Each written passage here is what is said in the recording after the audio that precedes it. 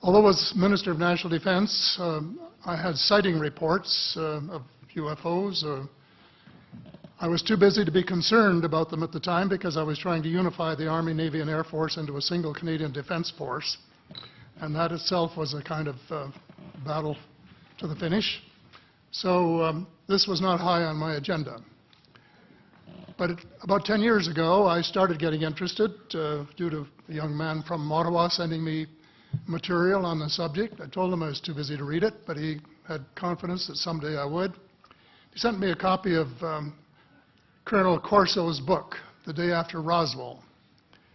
It took me a while to get around to reading it, but I took it for my summer reading in 2005 and was really impressed with what was contained in it.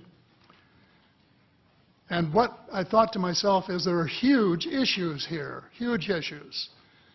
And the American people and the people of the world have a right to know what's going on because they're part of it.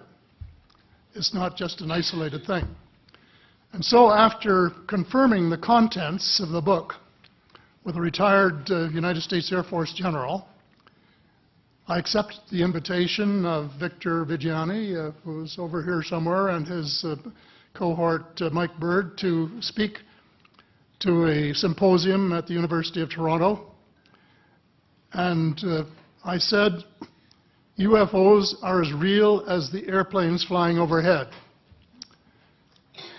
That gave me the dubious distinction of being the first person of cabinet rank in the G8 group of countries to say so unequivocally.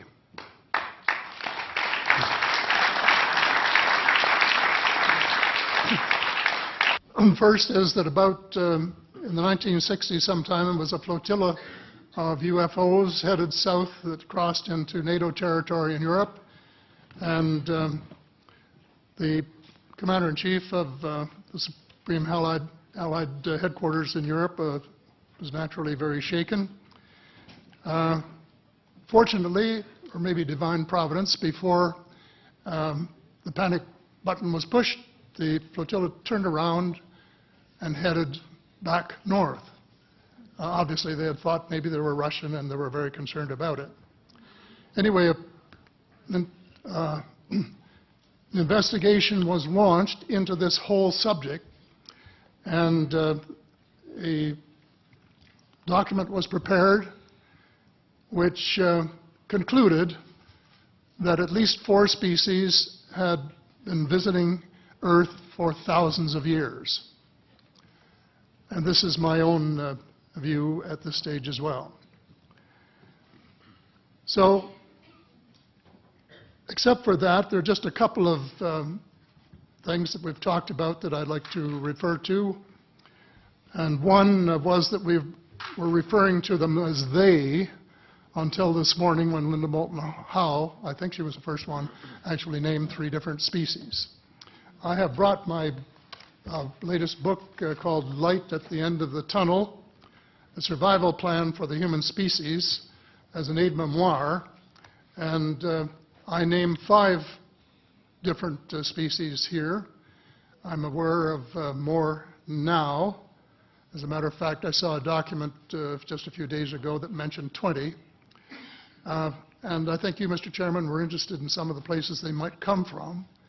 And I have in here Zeta reticuli, R-E-T-I-C-U-L-I, reticuli, the Pleiades, Orion, Andromeda, and the Altair star systems. So I don't think we can any more refer to them as they, because they're not an amorphous mass.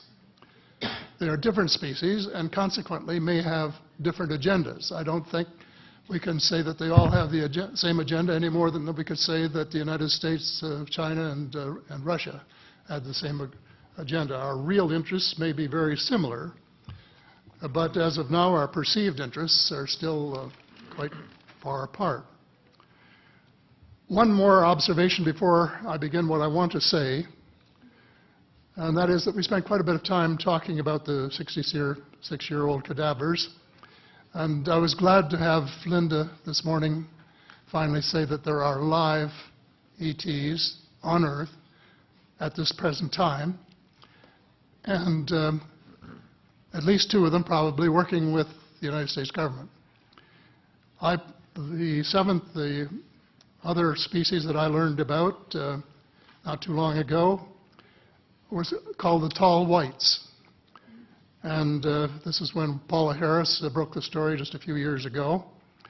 And through her good offices, I had the chance to talk for about 3 hours with former Airman Charles Hall and listen to this absolutely fascinating story of how he was working with, first of all, he was scared out of his skin, but after that, when he got to know them, how he was working with, and finally they became to trust each other and have a good working relationship with the tall whites at the gunnery range at Indian Springs in Nevada.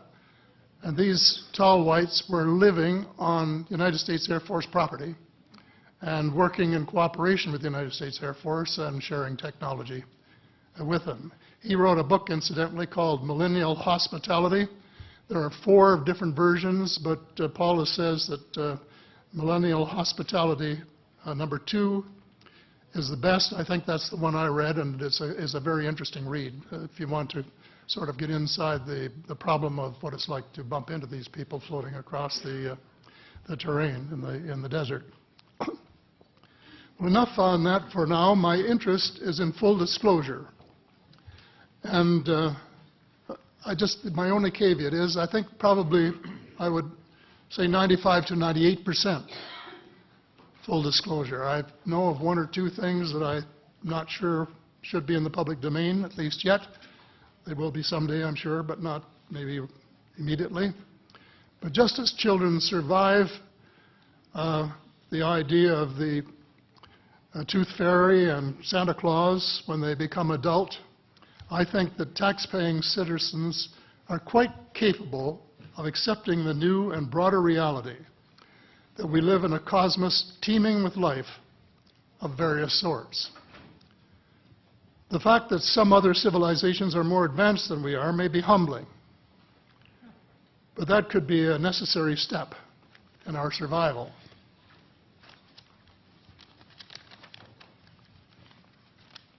The world is an unholy mess. We have at best until the end of this decade. In my book, I said we have 10 years to stop global warming if we don't want it to be beyond the point of no return. 2 years has gone past since it was written, so I say we have until the end of the decade to arrest global warming. Yet our leaders don't even talk about it very much except in a superficial way.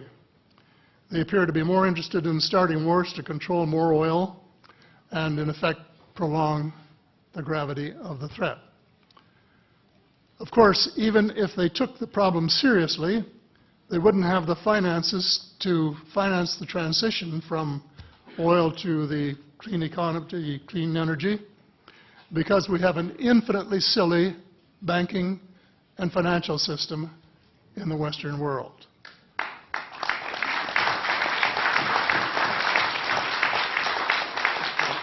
And the United States Congress, I regret to say, is partly responsible, and I'd be glad to elaborate on that later if you're interested. And finally, they need the technology for clean energy. It exists, and it's being kept secret by the same vested interests who control our destiny. Who are these vested interests, and what are they up to? Well, Senator, you were talking about a military junta.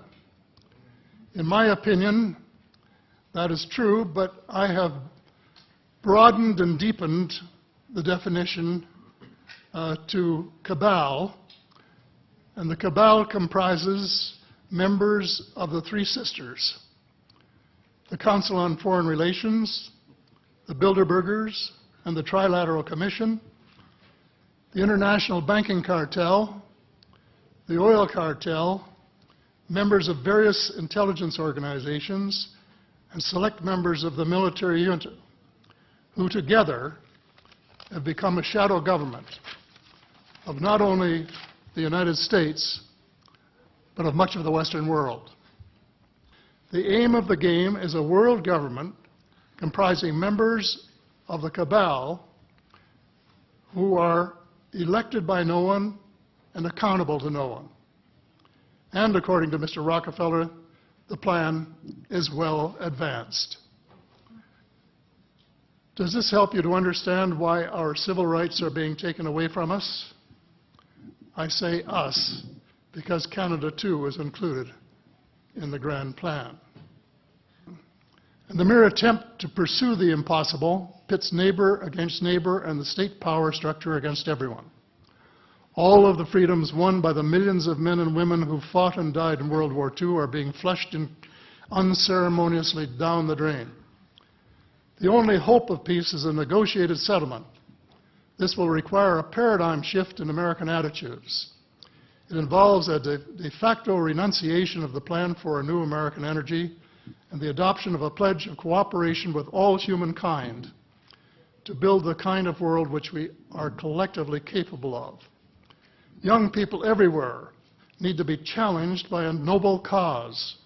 They need to be involved in arresting global warming, creating a banking system that is just and sustainable, and lead the way in the transformation to the new reality that we have to live in harmony with our celestial neighbors, as well as seeking peace on earth. In a word, we have to become spiritual beings and practice the one tenet that the world's major religions have in common, and that is the Golden Rule. In this field, too, and I just want to read one paragraph in this. This is from the late Dr. John Mack, an American secular Jewish psychiatrist who became a world leader in interviewing abductees, or experiencers, as he called them, came to this conclusion in a startling book, Passport to the Cosmos. Quote, although the aliens are not themselves gods, their behavior is sometimes anything but godlike. Abductees consistently report that the beings seem closer to the Godhead than we are, acting as messengers, guardian spirits, or angels, intermediaries between us and the divine source. Thank you. Thank you very much.